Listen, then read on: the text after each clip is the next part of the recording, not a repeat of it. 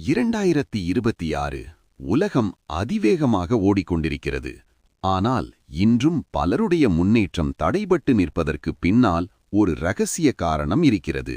அது உங்கள் எதிரிகள் அல்ல, உங்கள் அருகிலிருப்பவர்கள்.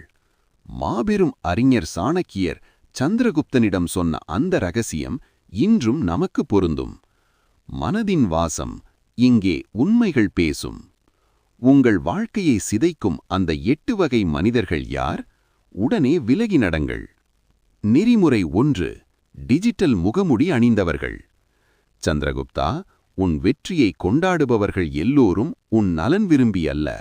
இன்று உங்கள் சமூக வலைதள பதிவுகளை பார்த்து முதலில் லைக் போடுபவர் உள்ளுக்குள் பொறாமையில் எரியக்கூடும். இவனுக்கு மட்டும் எப்படி இது கிடைக்கிறது என நினைப்பவர் அருகிலிருந்தால் உங்கள் நேர்மறை ஆற்றல் குறையும். இவர்களிடம் உங்கள் அடுத்த கட்ட திட்டங்களை சொல்லாதீர்கள். அமைதியாக விலகி நில்லுங்கள். நெறிமுறை 2. இரகசியங்களை ஆயுதமாக்குபவர்கள்.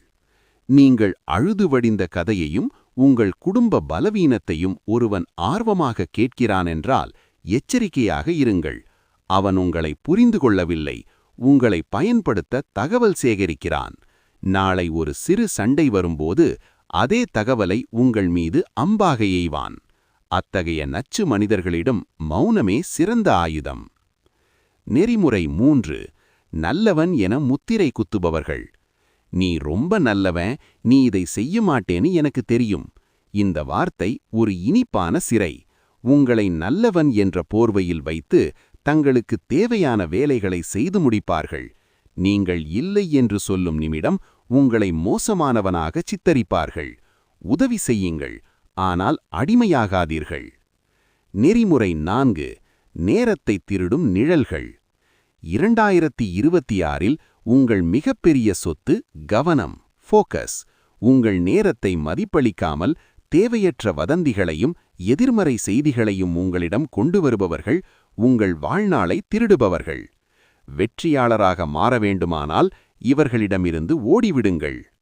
நெறிமுறை 5. கட்டுப்பாட்டுக்காரர்கள், கண்ட்ரோல் ஃப்ரீக்ஸ்.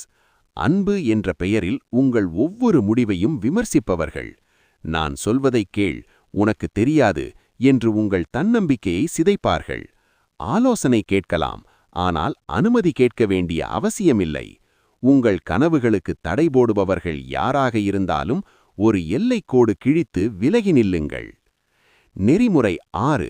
எப்போதும் குறை கூறுபவர்கள், கிரானிக் கம்ப்ளைனர்ஸ். எந்த தீர்வு சொன்னாலும் அதில் ஒரு சிக்கலை கண்டுபிடிப்பார்கள்.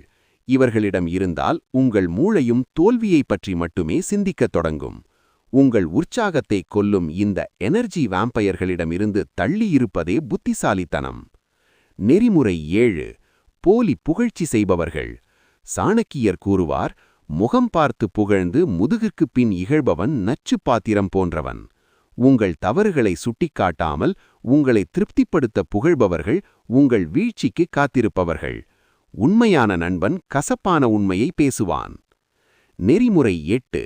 கடந்த காலத்தை நினைவூட்டுபவர்கள். உங்கள் மாற முயற்சிக்கும்போது உங்கள் பழைய தவறுகளை சொல்லி உங்களை அங்கேயே முடக்கி வைக்க நினைப்பவர்கள்.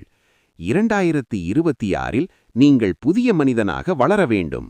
உங்களை பழைய கூண்டிற்குள் அடைக்க நினைப்பவர்களிடமிருந்து விடைபெறுங்கள்.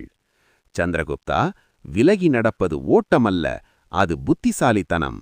விளக்கம் கொடுக்காதீர்கள், சண்டையிடாதீர்கள். அமைதியாக அவர்கள் பாதையிலிருந்து உங்கள் பாதையை மாற்றிக்கொள்ளுங்கள். உங்கள் வெற்றிதான் அவர்களுக்கு நீங்கள் கொடுக்கும் மிகப்பெரிய பதில். இந்த அறிவு உங்களை காப்பாற்றினால் உங்கள் நண்பர்களுக்கும் இதை பகிருங்கள்.